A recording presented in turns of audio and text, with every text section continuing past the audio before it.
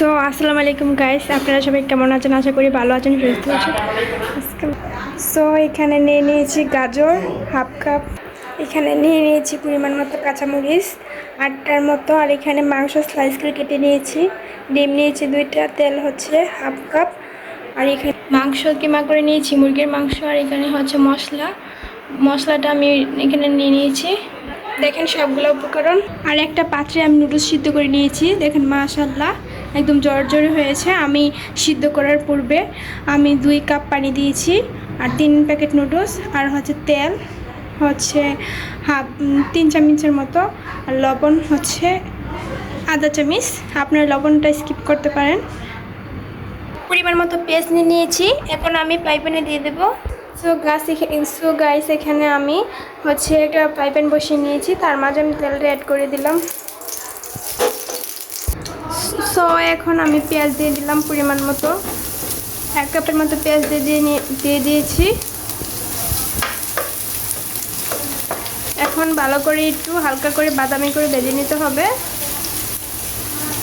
তো এখন আমাকে বাকি উপকরণগুলো অ্যাড করে দিতে হবে। এখন আমি ভালো করে ডিমগুলো ফেটে নেব।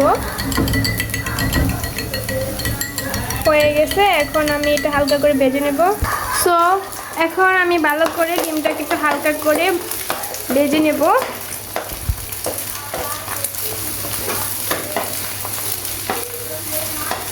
এত সহজ একটা রেসিপি আপনারা যে কেউ বানাতে পারবেন খুব অল্প সময়ের মাঝে। আশা করি রেসিপিটা আপনাদের ভালো লাগবে। অবশ্যই ভালো লাগে সাবস্ক্রাইব করতে ভুলবেন না। তো ডিমটা ভাজা হয়ে গেছে, আমি এক পাশ করে নিলাম। এখন আমি বাকি সবজিগুলো অ্যাড করে দিলাম। এখন আমি কেটে রাখা গাজর, মাংস স্লাইস করে কেটে রাখা, আর কাঁচামরিচ অ্যাড করে দিলাম। এখন আমাকে ভালো করে নেড়ে ছেড়ে দিতে হবে।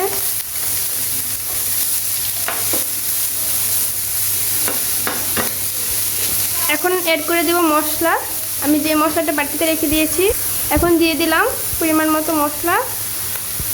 আপনারা চাইলে এই মশলাটা বাসায় তৈরি করতে পারেন, খুবই সহজ। আমি আপনাদের সাথে ইনশাল্লাহ আমি মশলাটা বানানোটা শেয়ার করব। আর আমি এটা তো আজকে ম্যাগি নুডলসের মশলা যেটা থাকে আমি এটাই ইউজ করেছি।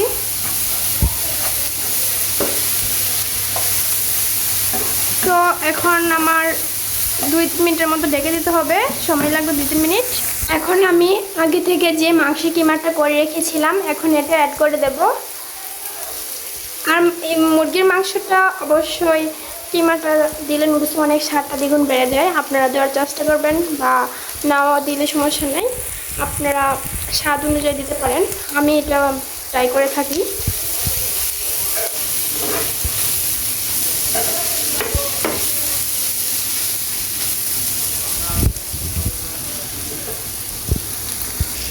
ভাজা ভাজা হয়ে গিয়েছে, আমি এখন নুডলসটা অ্যাড করে দেব।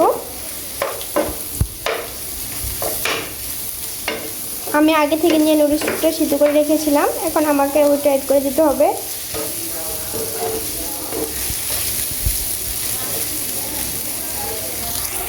সো আমি এখন 2 টেবিল চামচের পরিমাণ মতো সস অ্যাড করে দেব।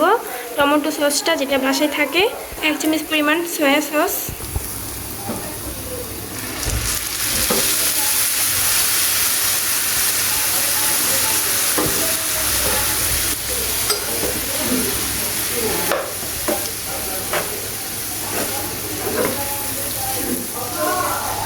এখন আমি নুডলস অ্যাড করে দেব।